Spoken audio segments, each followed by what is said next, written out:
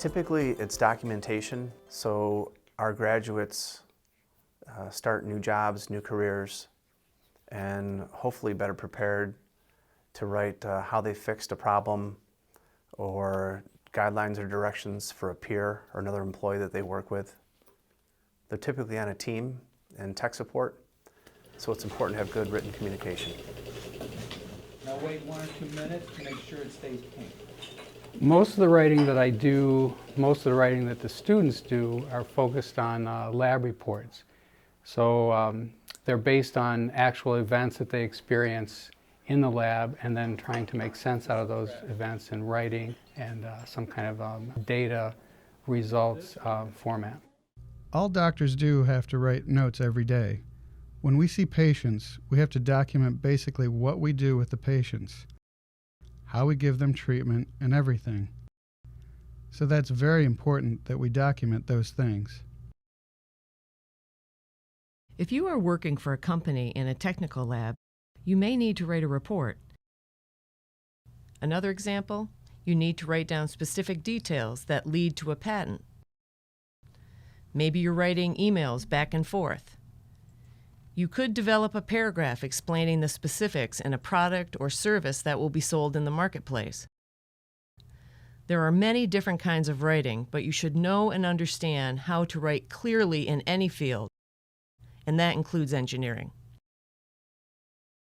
Most of the time for me, writing really involves research, reporting results, experimental data, those things.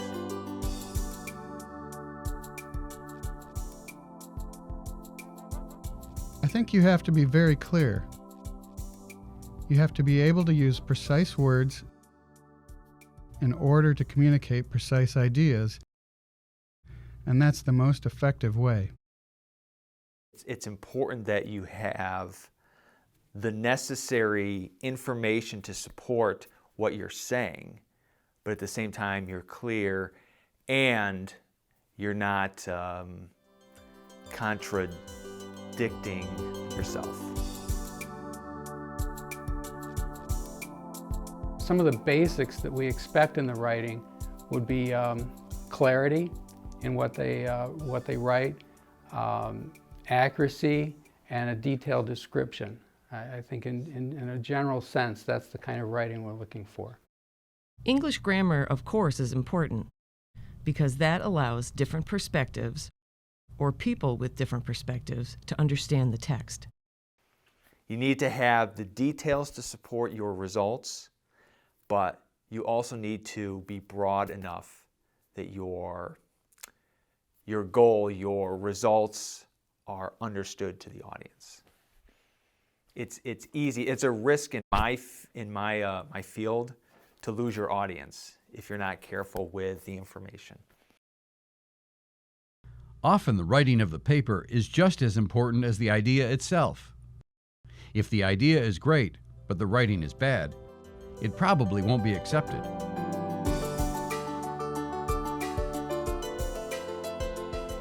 The goal is always for somebody who is reviewing your work, your data, to understand what you did and be able to repeat it. And often by just looking at the data, they can't repeat the lab. They don't understand your methodology unless you explain it. So the significance of your data, the analysis of your graphs, and the methodology all have to be put down in very, very careful language. And I tell the students, how do you expect your audience to be able to follow what you're saying? You know what you did. Can you explain that to your audience? Because they were not there when you did the experiment.